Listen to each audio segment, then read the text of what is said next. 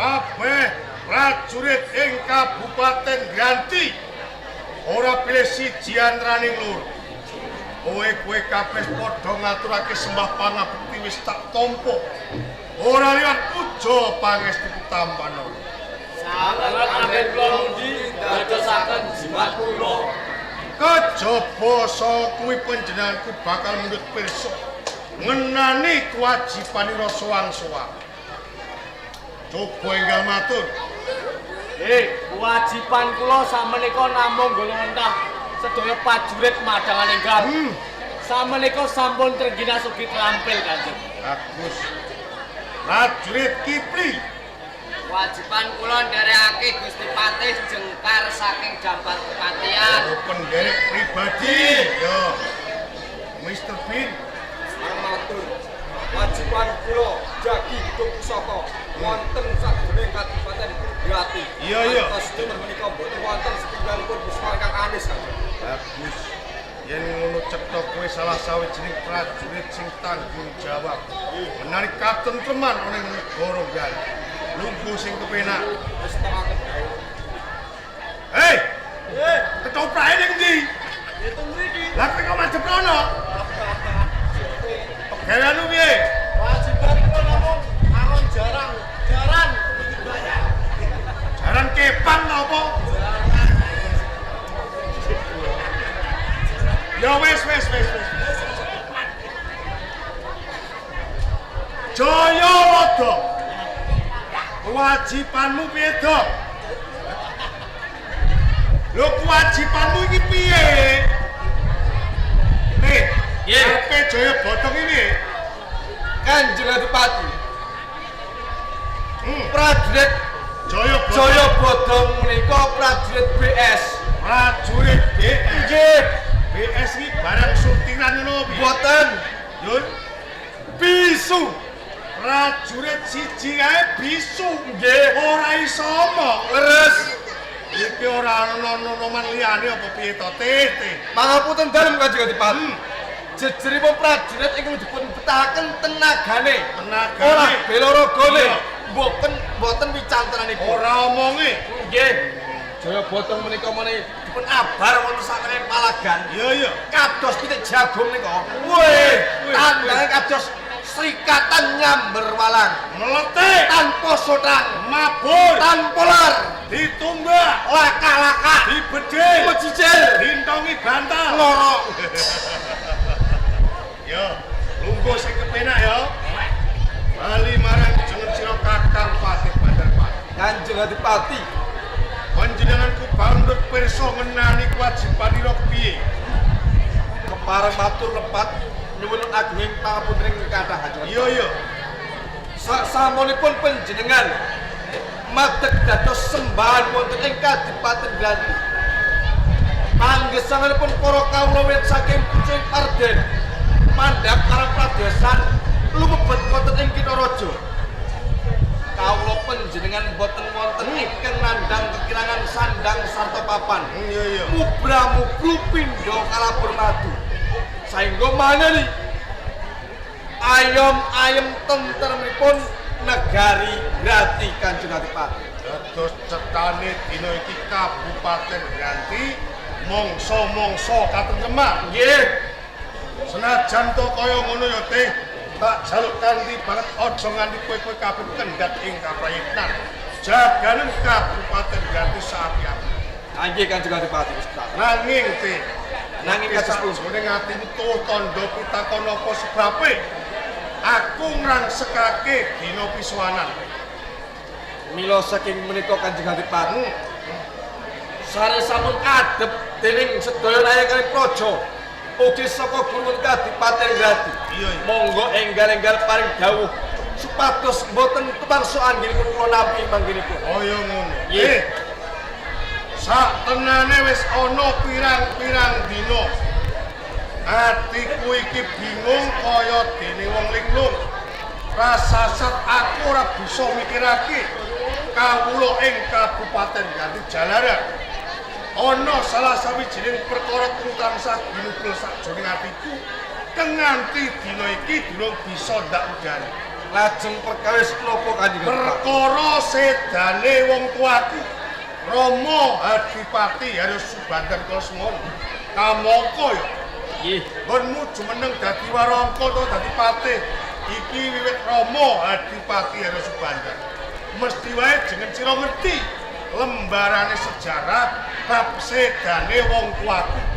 Mula kanthi kuwi tak jaluk kanthi banget. Gelemo jeneng sira mbuka lembarane sejarah bab sedane wong tuaku ya. Nggih, Kanjeng Adipati. Estunipun awrat sangat menawi kula mbuka lembaran sejarah jumbuh kalian diri pribadi panjenengan nanging mbok menawi dinten sak menika sampun titiwanipun panjenengan mangertosi bab sedane Sudarma panjenengan Haryo Subandar. Iya. Nggih, Kanjeng Adipati. Rikala semanten Majapahit geger ingkang dipun tuwuhaken Adipati Tunggarane inggih Lembu Culung. Iya, iya. Piyai mbahipun kepengin nuwalaken pranatan saking negari Majapahit. Balelo Leres saengga campuh perang ageng antaranipun Majapahit lan Tunggarana. Prajurit saha senopati wonten ing negari Majapahit iya. sami kapracondhang saengga miji salah satunggalipun senopati gol-agole wonten ing negari Majapahit kan supados ngendhakaken pakartenipun Lembu Culung. sepisan Senopati saking Mojopahit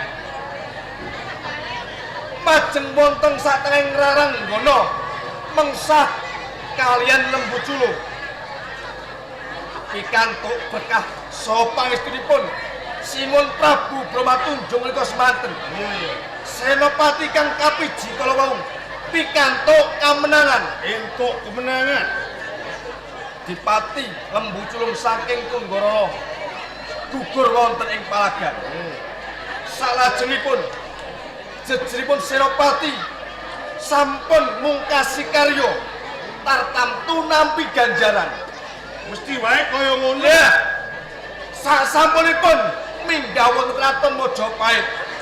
Senopati kala wau boten pikantuk ganjaran nanging malah nampi pidana.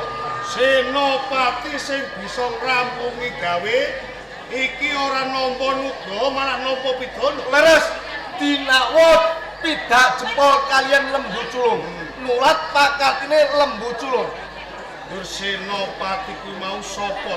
Senopati kala wau nampi hukuman pancung wonten satengahing alun-alun Mojopahit. Kanjeng Adipati, Iya.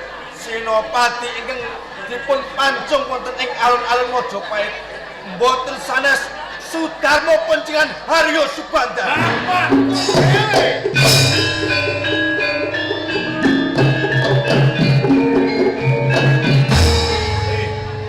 Sakwise kuwi kandha kaya ngono buka lembaran sejarah jebul patine wong tuaku dipateni karo wong Mojopahit. Rumangsa kaya dirolosi otot bayuku lumpruk tanpa to. Nanging teh Nanging kados pundi Kanjeng? cetha lamun to Mojopahit ora kena digawe becik. Wong tuaku bisa nentemake praja ora nampa nuga mahna pidana. Mula lara atiku. Mergo ora ketang piye wae. Kae sing ngukir jiwa raga. Iya. Aku dijering anak lanang kudu bisa mikul dhuwur mendem jero marang asmane wong tuwa. Mula teh lan kowe kabeh para prajurit Nggih. senono kanggo dadan perkara. Wiwit dina iki aku mbaleno.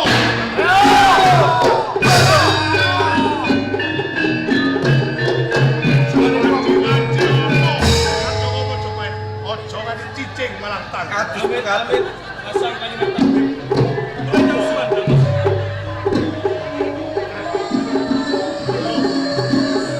Yayi Haryo Jejetar. Monggo sing enak.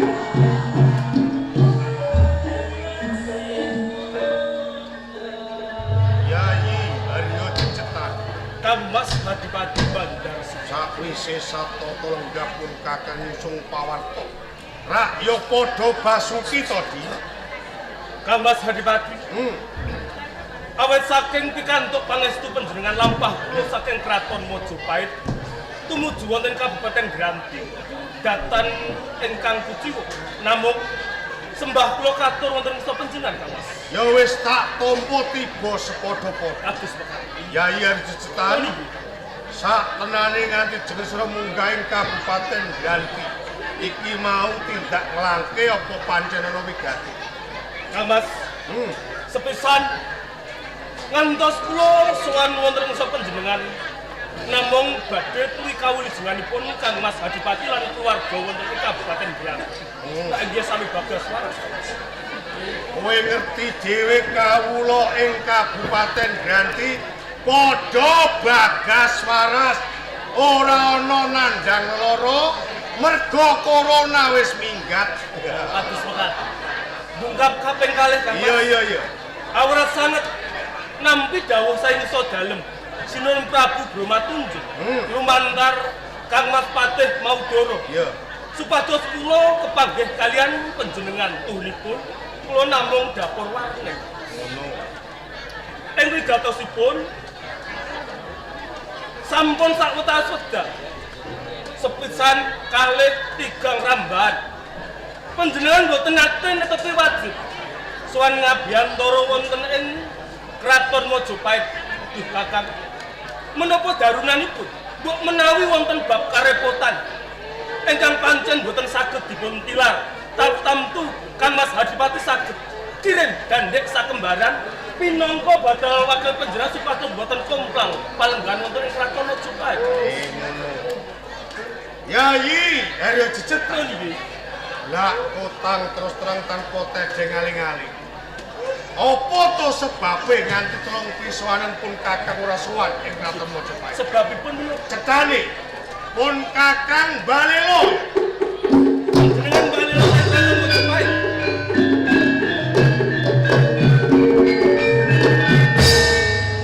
Menawi bareng kula badhe nyuwun miterak. Menapa dasaripun ngantos panjenengan badhe nguwalaken pemerintahan saking kraton Mojopahit nedya Balelo? Dasare wis cetha jalaran. Saiki aku wis ngerti lamun to sedane wong tuaku Rama Adipati Arsubandar iki dipateni karo Mojopahit. Pinggit rasane ngatiku. Wong tuaku rikala semono bisa nuntutaken Paja Mojopahit ora nampa nuga malah nampa pidana. Kuwi dasare. Oh, dasaripun menika. Yo, Nanging Kang Mas, monggo kula aturi penggalih kalian tertanipun kawicaksana. Menawi panjenengan badhe nedya Balelo, tartamtu mangkenipun badhe nuwuhaken perang ingkang ageng. yo.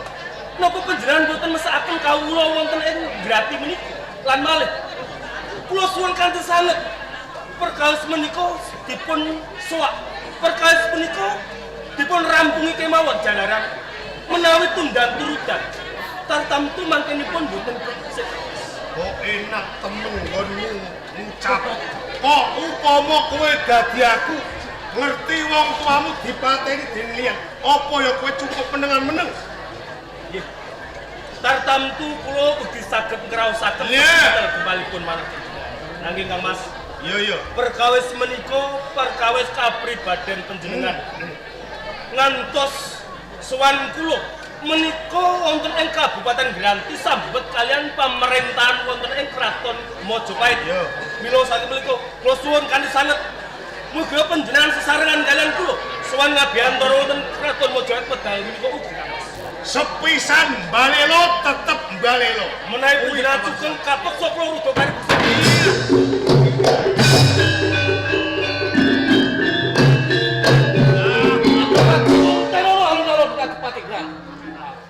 Pukul dulu urusan belakang.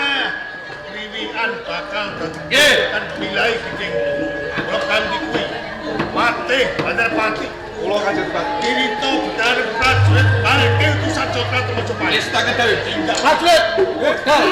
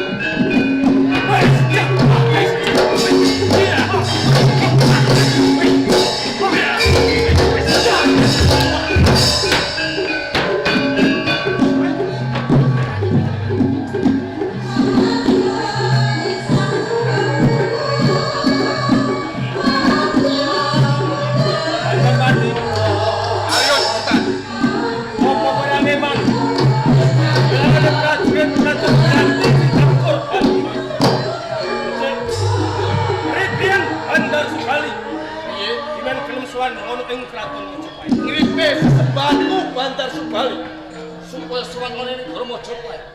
Nanti jagat Kanjeng Adipati Bantar Subali Laksana. Aja lupake wong Mojopahit yen to ngranti banget rotoke kan lempah. Kepiano Praja saka Mojopahit ketuane.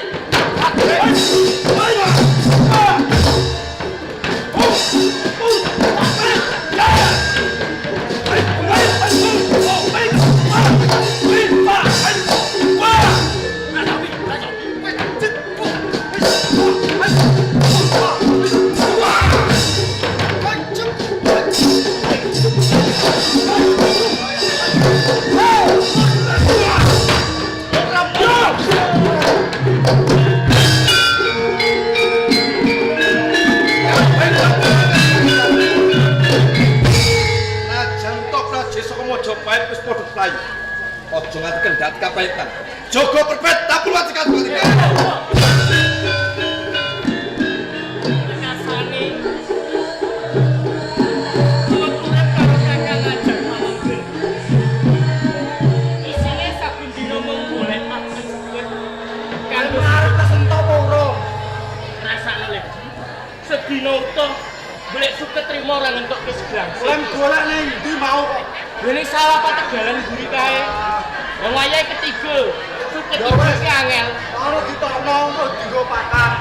Entuk nyancang Joko Mertu ning ndi? Awas aman nang guri kono lawet gedhe. Ya blek digorene mbang dipangan sukete. Dilek saya. Pacane. Tak tilikane.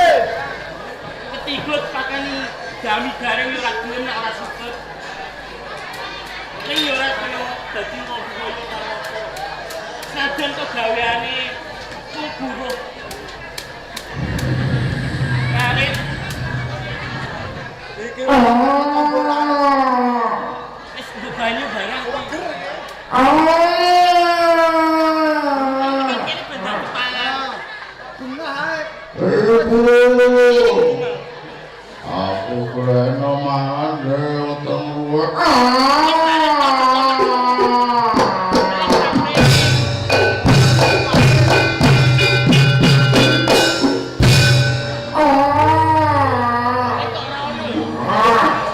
Gena tak tantang isor kae kok isor gena ae. Apa bedal Kang? Ora ngarah. Kuwi ning nganti bedal.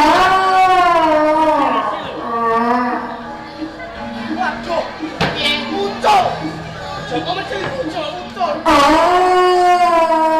Bayar iki yen nganti kelakon mlebu desa. Ana wong sujar. Wah iki tak kuwatir yo. Nek dadi situ wae.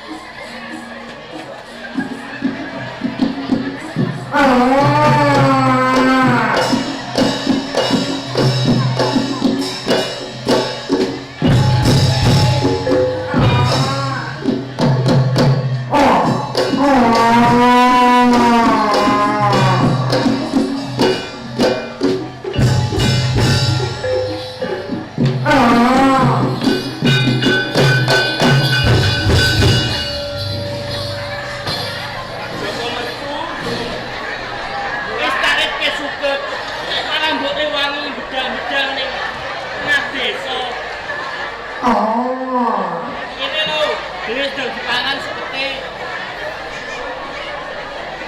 Pengenan wong arek mbok dimakan ta ora?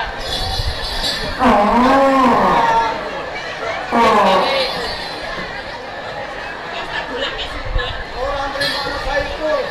Dhewe sedang dipangan. Panas kok malah. Biasane aku iki golek suket iki yo angel. Ini juga lucu. Ini tak golek suket ijo. Mangan lho. Jangan garing yo mau.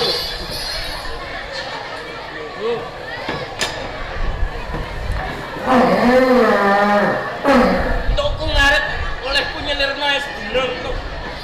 Ora yang ngentuke glangse.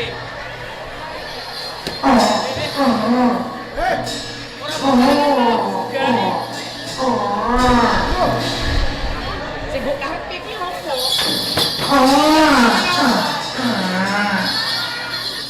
Kok direke suket ora ndang dipangan malah mbok sunggari. Ora nrimakno wong sing arit.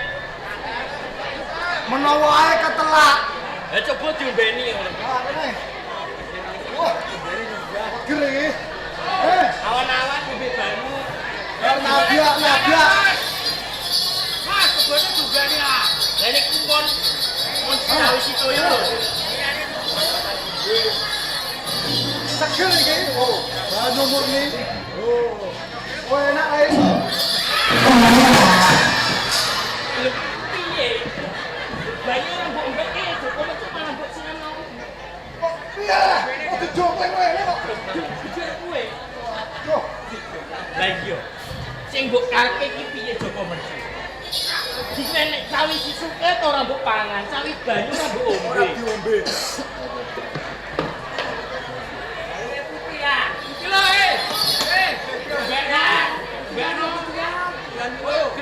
Bekno. Bekno. Ben waras kebone. Wes go bekno ora apa-apa. Iya, Piye, piye? Lek kundi Lek tin Iya. yo sing gedhe pamapuramu. Ora kok ateges aku. Kuwi nyepele marang pegawamu ora. Ning tak wene ana ngerti yo. Sing mbok karepe ki piye Joko metu? Saiki manganku ora suket, Banyu sing uga ora rambanan. Ngombeku semono ga ora banyu sumber, banyu telaga, banyu sumur. Lah ngombe banyu apa? Banyu aku.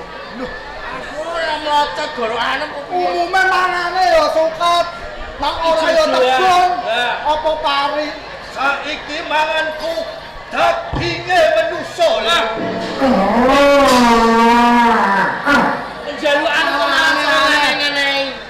Lumrahe pakanan yo suket ijo-ijoan kebon lumrahe kae to. Ngombeku uga getihe manusa. Duh, merga apa? Yen aku mangan daging manusa, kuwi aku tambah kekuatanku. Lamun aku ngombe getihe manusa, rasane awakku seger. Malah saya ngoyo ngono kowe. Ngene ae.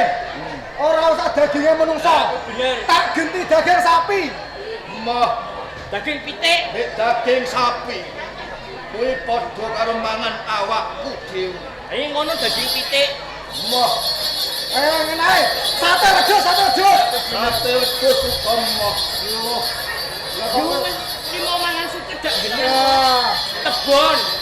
Ini kurang limo dicacah lilo kacang. mah ya mah. Aku njaluk bocah. Umur piro biasane? Kok karo umur 10 nganti 12. Waduh. Sing daginge jembuk. Kira-kira ono ning kene iki. Apa ana golek daging menungso sapa metu? Wis direke ora gelem malah ngeneng-ngeneng njaluk daginge menungso ku lho. Golek narik. Aku iki ora wani yen golek Ora wani daging aku. menungso. Yen konangan wong desa mesti celaka. Wis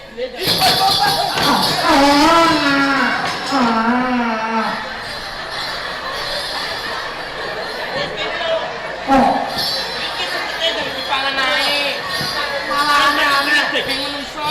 Lah kok aku kok ora wani golek iki lho. Wong kene iki cilik-cilik do pinter. Nak sore do ngaji. Nak esuk do sekolah. Bener. Ora ono tak kene sing nakal.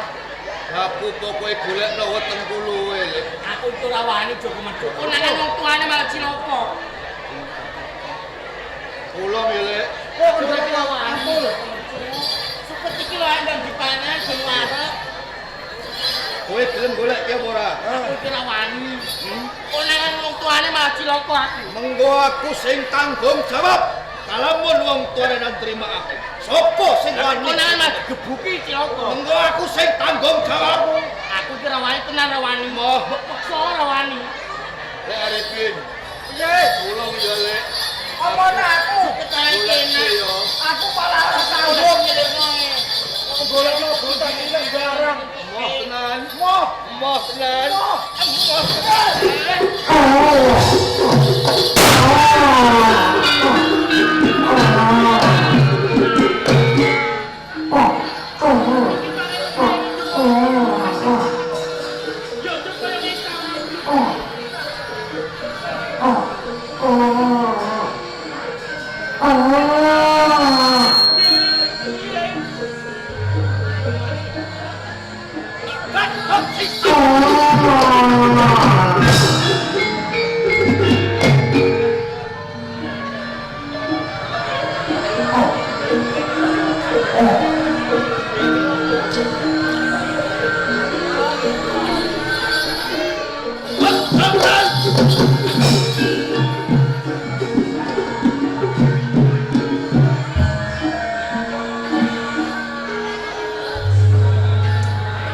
Ngono iku kowe guyu ndak ora iso. Saben tak adepi mesti isine kok susah. Sak desa gambir seketi kene ora ana wong susah. Joko kowe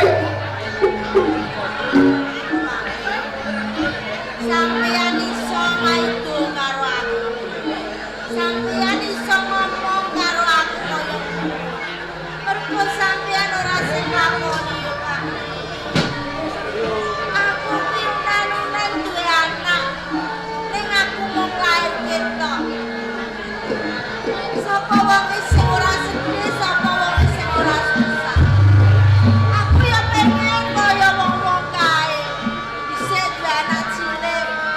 Gendong, ngomong, bilang. Ning apa ning aku ora iso ngomong kan aku lahir nanti kewujudan sing koyo sawise lahir cukup kuat ning alas pokok-pokok sapa sing ora bingung sapa sing ora sedih maneh wis menengo. Munggah dirungokno tanggane. Arep kang isono sedina kaping 7 bebasane. Nanging yen wong cukup kowe nangis ora bisa ngrampungake perkara susahmu. Yen kowe susah perkara bagas anakmu sing tak bakne alas tuwa. Apa to sebabe? Mergo dheweke kowe gawe geger ning gambir seketi. Yen ora tak bakne alas purwa, wong-wong gambir seketi kabeh padha minggat. sampeyan wong lanang Pak. Ning aku sing lahir iki senajan to wujude koyo ngono kuwi anakku.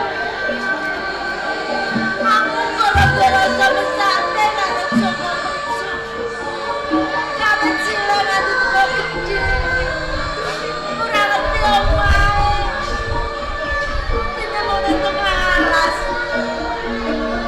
Kok sampe bisa ngrasani kudune sampeyan dirasa welas karo anakku. Wote wis kok menengo.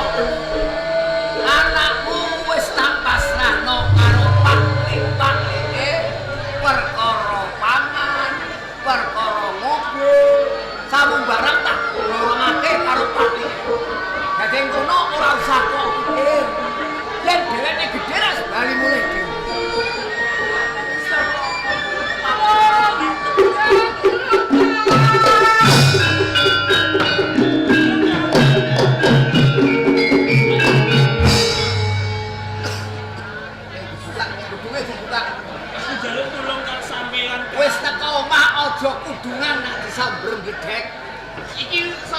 saka sawah, Kang. Lah iya saka sawah. Saka sawah kok mlayu-mlayu. Kang ajar pamangger. Aku ngrumangsani mung trimo nurut karo urip karo sampean. Ning wektu dina iki aku kepengin prei nyambut gawe karo sampean. Bosen. Bosen, Ora Mbak Yu, aku ki ora bosen. Tahun-tahunan wis melu urip karo sampean iki ora bosen. Ora opae. Ora perkara opah, duit ki ora, Kang. Apa? Ning pun aku si Joko Mercungkul, Kang, anake sampean. Anakku kene anakku. Wektu dina iki duwene penjaluk sing ora lumrahe menungso, Kang. Jaluke opo ora Jaluke Joko Mercu iki daginge menungso. Gede menungso, Mbak Yu. Anak-anak ya nama. Aku iki ora ngaku sih Coba kasunatane. bercuri anaknya menungso loh, anak menungso mangan Ning menungso. kasunatane ngono, Mbak Yu. Critane ngene, Kang. Esuk mruput aku wis nemenke golek pakane Joko Mercu suket. Enak-enak babat suket, tangan sisih kiwa iki kebacok, Kang. Satemah getihe iki kecampur karo suket. Suket dipangan Joko Mercu, krasa enak njaluk tunggale. mergo ngerti rasane getih iku mau. Rasane getih, Kang. Ya. Lah terus Aku dikon golek daging menungso ning desa ki aku ya ora wani to, Kang. bener. Lah terus kancamu Kaporo iki dulurku kuwi iki dimangsa karo nek same Joko Mercu, Mbak Yu.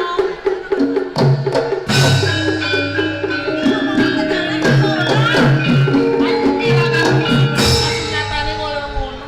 kancamu undi dipangan Joko Tapi Mercu. bener, Kang. Kudune sisane digawa mulih kanggo bukti. Kok ngrasakno sisane gumule go bukti aku nggawa awakku dhewe wis keweden kok nggawa bukti. Andang pundi iki kepiye? Tenan. Iki tenan kaporo Joko Mercu sing ngene.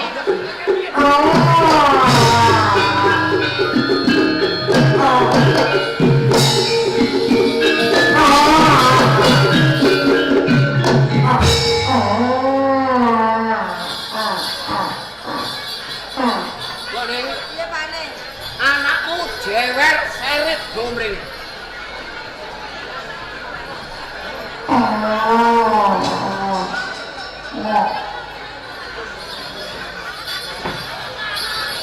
Sampai tanya aku nang ora tega. Saiki sing takon kowe apa aku? Wis takonono aku ora tega aku yen aku mbok ngamuk. Mergo yen aku takon, kowe ora kaken cangkem. Terus Ngangkat kursi tak breknon. aja to Pak Ning piye-piye Lah piye anak. jogene gawe geger ning desa dhewe. Ya wis aku wae nang. Kan ngono. Joko Mercu. Sing mbok tak takon karo kowe ya, Le. Apa bener? Lekmu kundi mau bar mbok badhok, bar mbok pangan ya. Kalau kok wae karo simbok ora apa-apa. Rego mau lekmu Saiful Kondo yen to kundi mbok pangan kowe. Lho kowe iki kok kebangetan to, Le. Kowe iki anake menungso kok iso mangan menungso. Kok kurang anggone golek mangan lekmu. Tur maneh kowe iki kok ya tegel. Kowe kawit cilik iki sing ngopeni lekmu kundi karo lekmu kok malah kowe gawe koyo kowe ora mangan wong bae simbok wis digedhingi tangga-tangga. Mergo simbok duwe anak koyo kowe. Kenapa malah saiki kowe mangan menungso? Mercu. Kowe iki dudu anak kewan. Kowe anake menungso. Nanging yen kowe kesenenganmu mangan daging menungso. Ngopo urip ning alam donya? Kowe bener tak? Aja Pak Ning aja. Aja piye-piye iki anakku. Coba lele golek gomu mangan menungso. Sana karo simbo ya to mati simbo udah dikit yen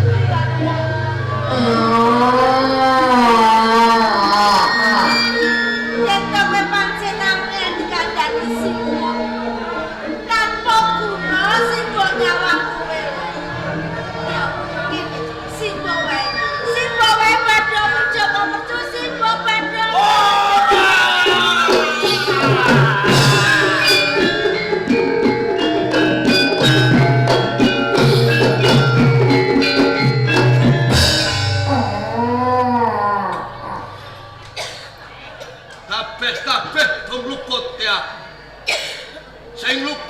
kabeh dudu aku nanging bapak. Kowe kok bisa ngluputke bapak? Bapak iso anak-anak nanging bapak iso anak. Yen bapak rumangsane anak mertu. Ora ketang ujudku kaya ngene. Wit cilik aku cumondok ning gambir seket. Nanging mang sebratake ana ing astikes tunggoro nomor ke bapak isen duwe anak.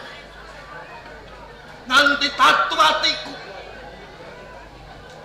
Wong kampung agar ketemu bapak tan simbok kepregok padha mlerok ketemu padha itu ya kuwi sing dadekake tatu ning ati. Mertu, karepmu bener kowe sabela karo simbok lan bapak. Mergo wong-wong desa Gambir Seketi ora nganggep yen to aku iki mapane urip ana ing Gambir Seketi. Sing mesti ngono wong Gambir Seketi iki padha matur nuwun karo aku. Mergo sing babat desa Gambir Seketi iki aku biyen. Kabeh padha nunut. Ning wedene kok aku lan simbokmu digedhingi. Ora apa-apa. Mercu, kowe aja nyalahke bapak nalika kowe wiwit umur 10 tahun. Tak buat ning alas Ikes Tunggorono ya alas kono. Ning mergo aku kuwatir mengko yen kowe wis dewasa, kowe banjur gawe geger ning Gambir Seketi. Iku sing tak medeni. Ning wis ngono. Bareng kowe wis gedhe kok bali mulih malah kowe gawe geger. Mertu, aja yo Le, marenono. Wong Gambir Seketi aja kok musuhi. Ing sekawit pancen aku ora doyan daging manusa, Pak. Ning bareng lek Arifin ndok menawa ngarit tangane protol. Ora jinaragan ning tengah suket. Yo tak rasake kok enak.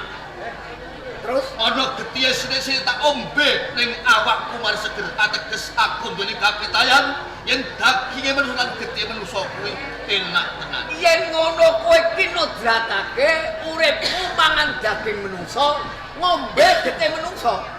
Iya, Pak. Mertu, aku wong tuamu. Penjalukmu kaya ngono, ya tak saguhi. Tak golekno pangan.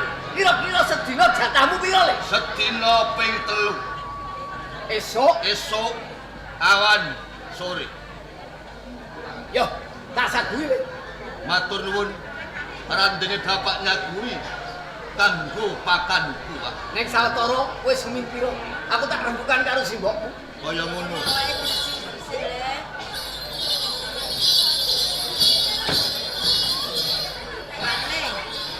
Piye? Iki karepmu piye? Lah kamu piye? Lah wong anakku ki tak kon mari anggone mangan menungso. Lho, kok malah arep mbok golek ning nganti telu. Pak Ne, kowe golek bocah telu nganti entuk telu. Siji ae. Nek konangan wong desa kowe dikepruki bongkok. Bener. Lah iya. Nek aku duwe kapitayan, mertu mesti ana dalane dhewe. Mergo dilairake ning donya, wong anak menungso kok mangan daging menungso. Iya sing ngarepake ra sing maha kuwasa. Lah nek kudune ya rasane agumi ngono kuwi. Yen ora tak sago, aku mesti ditutuh dikon. Buka awane. Monggo. Awan-awan. Monggo. Ora aku dibuat karena kancing iku.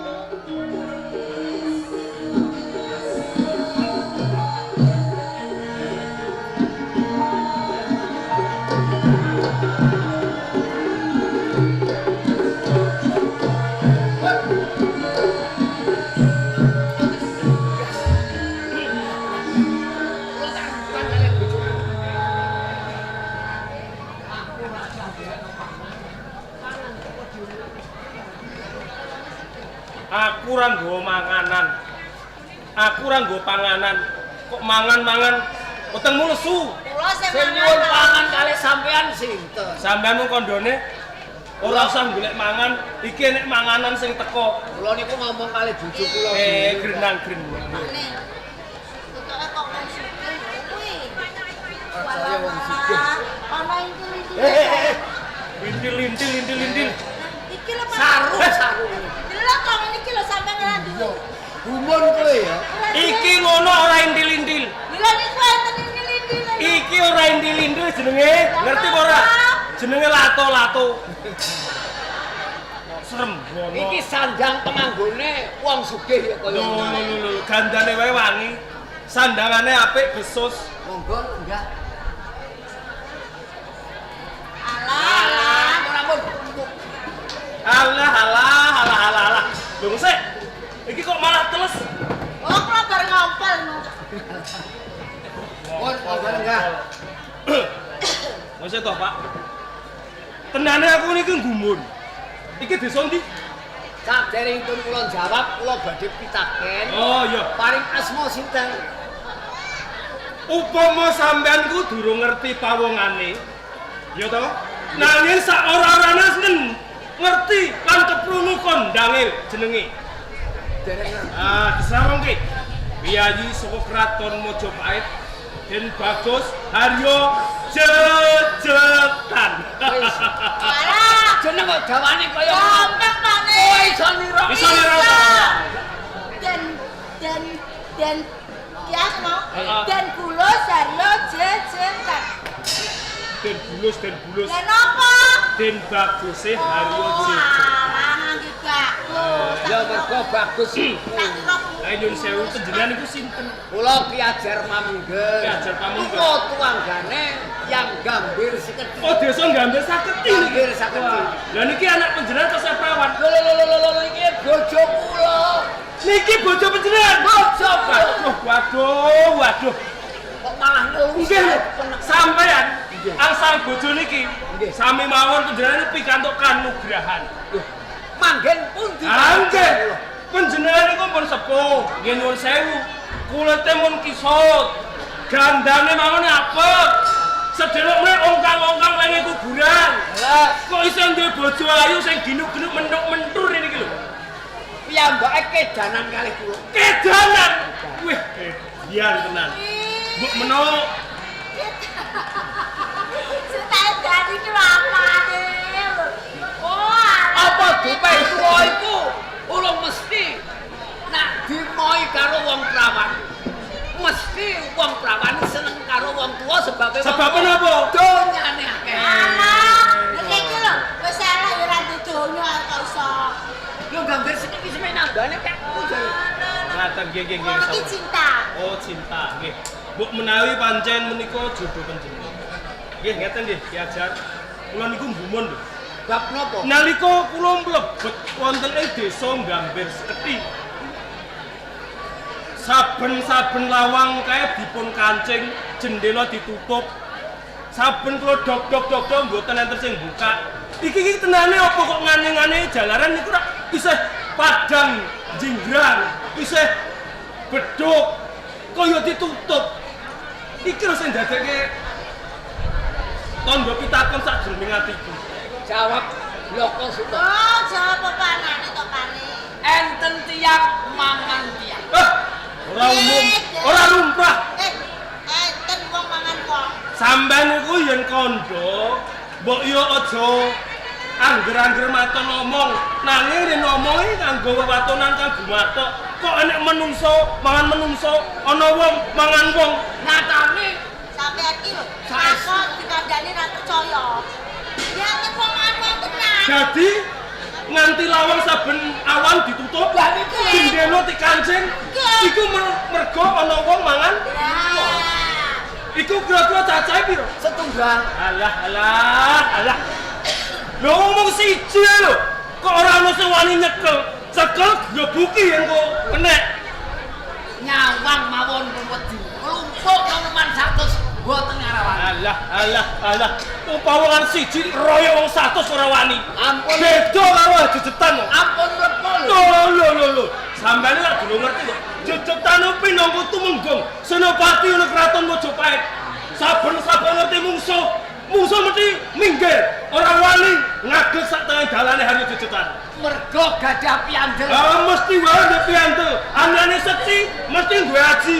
Anane Degdaya mesti duwe Japa Mantra. Anane kuat mesti duwe jimat. Lah sakniki buktekke. Bukti napa? Oh, dadi pengen ngerti piandelku. Yo iki Senopati mesti duwe pusaka. Piandele Haryo Jejetan sampe durung ngerti iki jenenge kres apa? bisa diarani Kiai Tundung Apes. Kiai Tundung Apes. Oke, saben-saben apes minggir. Saben-saben apes minggir. Ora wani kadang ora tengah harus dicetak. Wani saestu. Lho. Gampang. Perkara kuwi gampang. Mengko ya. Manggone teng mriko. Mengko kok pawangane tekan papan kene. Manggone teng mriko. Pusakaku tak jeblos e waduhe. Nggih, manggone teng kene gede. Aku mau ngerti, ana pawang sing ning wit gedhe kan. Lah nggih. Wong sing linggih kono ae. Edian.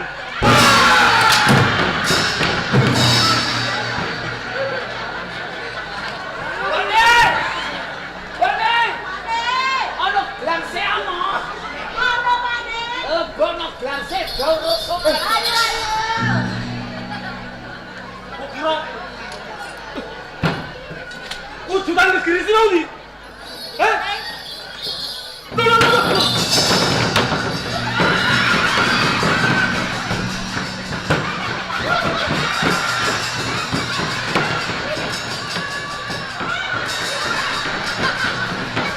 Loh.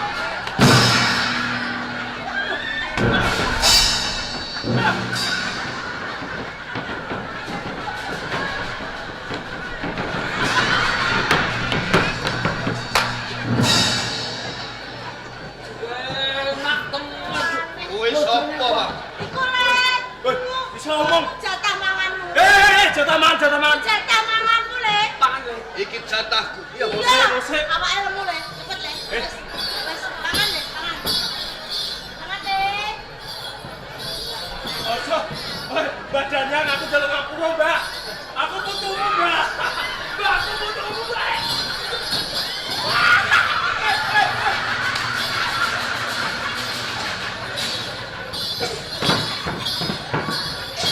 Le. Ngajian. Apa sing mbok mangan Le? Emoh aku ora doyan. Lu lah kok ora dilan ngopo? Ambune badhek. Loh, iya aku kok ambune batik Le wangi Le. Ora enak. Pangan le. Bapak ora usah gorekno jatah. Mergo iki ambune badhek lino anggone suye. Gone sapa? Suye. Gone suye. Omahe nggih endi? Lino bekengge. Ora sapa kene paras kowe. Nyuwun sewu. Kula niku wedi kalih kawujudan iki. Nggih. Jenengan kok mah cedak rangkul-rangkulan. Lho. Sampeyan diadok. Aku boe kok dibadok. Aku bapake. Sampeyan iki bapake mengkene iki. Aku boe. Jabang bayi. Iki sampeyan biyen ngidam apa? Ijam desuti. Sampeyan manungsa lumrah. Nggih. Bojo panjenengan nggih manungsa lumrah. Nggih. Duwe anak-anak ngobrol kecot. Lho iki ya menungso kok. Menungso.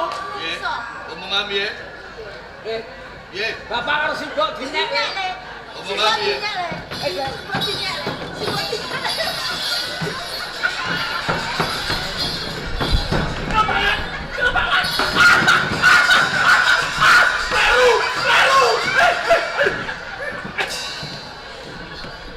Sampeyan senengane kamu kurang ajar. kula niku wedi. Wedi lah ampun ngono. Kula niku jinjo kalih kawujudan iki. Niki mboten napa-napa. Sing gegerke gambir sekethi di anak kula.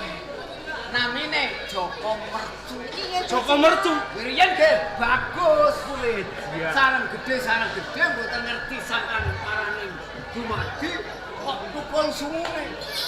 Dados tadah kula mangsane menika lamake manungsa. Manungsa jaluk mangan daging menungso. Kados ngeten. Jaluk ngombe getih menungso. Kula jaluk tulung mangpadosake.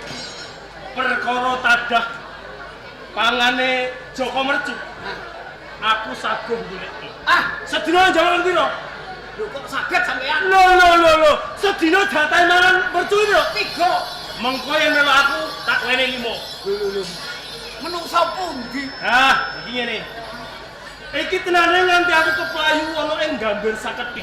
Heeh. Sepisan Nggih. aku pengen golek jago. Pinangka Sraya. Ngeso dalem Sinuwun Prabu Bromatunjuk. Ewan dene Majapahit Lan Granti iki lagi wae ayun-ayunan perang. Prajurit Majapahit mundur.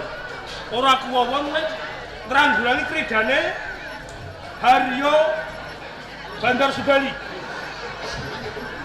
Aku kepayu tekan papan kene aku golek jago. Sok sapa wae sing bisa mupu sayembarane Sinon Prabu Dewatunjung. Iki mesti entuk ganjaran sing murwat. Matur nuwun. Mbok, Piye, Pak? pangan wis teko dhewe. Mergo Iya, Pak. bapak ora usah golekno pangan kowe. Aja meneh kok telu 10 sedina. Lakon cuy. Nanging tak kowe bisa kuku sayembarane Ratu Majapahit. Sinon sing Prabu lumantar Dewatunjung. karo Den Baguse Haryo Jejetan. Adipati Granti bali lole Majapahit kalah. Mula yen kowe dadi jagone wong Majapahit. Ayo katenono Bandar Subali. Oke, jalane Kak. Ayo. Ayo. Tak kene. Anggarkon Kanjeng Adipati Bandar Subali. piye Purwomadya lan Sono nalika kowe ndautus kang supaya ngadepi Haryo Jejetan. Pikantuk donga restunipun Kanjeng Adipati. Lampahan Haryo Jejetan lan prajurit saka Majapahit sami mundur. Yen kiat ganti untuk kemenangan. leres Nanging senajan kaya ngono teh, kowe kabeh aja nganti kendhat ing kaprayitnan. Sapa ngerti? Ora apa.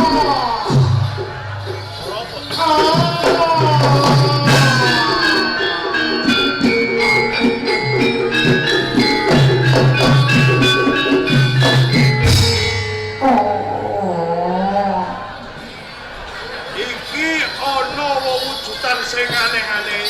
nggih Enggak mendur wujud kebu. leres Mengisor mungsur rumah. Ndak takonane ya. monggo Kanjeng Adipati.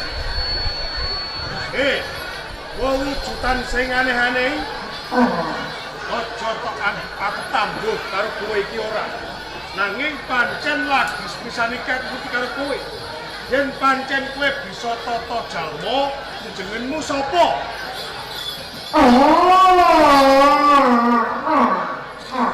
Aku Joko Mergelo. Saged tata jalma. Jebul iso omong teh. Aneh-aneh. Rumangsa gumun. Wong kahanan kaya ngono kok bisa. Anjir, kowe gumun. Iya, Kowe ya gumuner. Aku dhewe sing dadi ya gumun. Dalah. sing dadi malah gumun. Joko Mercu jenenge. Sapa kowe? Sadurunge aku mangsuli apa sing dadi pitakonmu? Iya. Kowe becik aku takon karo kowe. Kok nganti kowe temeka ning Tapolwates Kabupaten Gresik. Njur sakpenane mung kuwi gadis sing kepiye? Aku goleki Bandar Subali. Goleki Bandar Subali. Iya. Apa wis ngerti pawongane? Upama aku wis ngerti, ora bakal takon marang kowe. Ngono. Yen pancen kowe durung ngerti, ndak kowe ngerti. Saktenane ya aku iki Bandar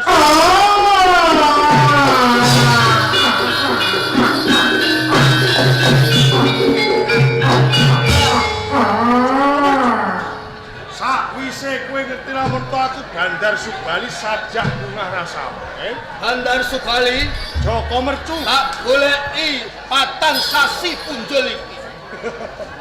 Maine Wahyu Manggolo iki. Iya. Ayo. Bareng aku munggah ning tenggakku. Tak gendong tak sowanke Majapahit. Weh. Jebul mitos royo saiki negari Majapahit. Joko Mercu. Bandar Subali. Ngono cetha kowe kongkonan saka Kraton Majapahit. Mbah kongkonan mbah apa aku ra idep. Kalamun aku bisa nyowanke kowe Bandar Subali, aku bakal nampa nugroho saka Kraton Majapahit. Joko Mercu. Yen kowe kena ndak kandhani aja mok bacutake. Gonmu kepengin ngangkat ora luwih becik, kowe bali wae ning desamu. Moh. Aku gelem bali yen bareng karo kowe Bandar. Kowe gelem bali apa ora? Moh. Ora.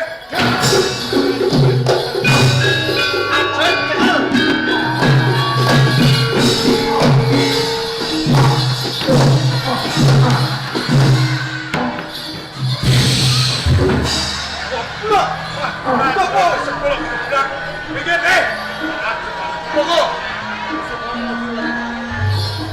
Ah!